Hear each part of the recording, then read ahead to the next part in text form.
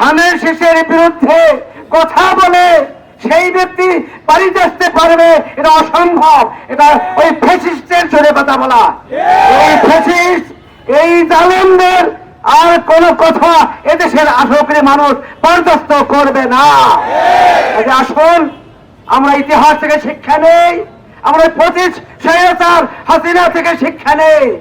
আর কোন জালেমের ছাই, আর কোন দুর্নীতিবাদের ছাই এই বাংলাদেশে হবে না, হবে না, হবে না। আসুন আমরা একটি নতুন বাংলাদেশ উপহার দিতে চাই, আর এটা পারে একমাত্র যুবকেরাই। আসুন এই যুব দিবসের আজকে আমাদের এইটাই শপথ হোক যে আমরা আগামীতে একটি সুন্দর যুবকদের নেতৃত্বে একটি সুন্দর সুখী সমৃদ্ধশালী একটি ইনসাফ ভিত্তিক বাংলাদেশ উপহার দিব, একটি কোরআনের বাংলাদেশ উপহার দিব, একটি সুন্দর বাংলাদেশ উপহার দিব, যে বাংলাদেশে আর কোনো জুলুম, শোষণ, চাঁদাবাজি, মাস্তানি থাকবে না। এমন একটা বাংলাদেশ উপহার দেওয়ার এই আন্দোলনে যুবকদের অগ্রণী ভূমিকা এই আহ্বান রেখে আমি আমার সংক্ষিপ্ত করে শেষ করছি।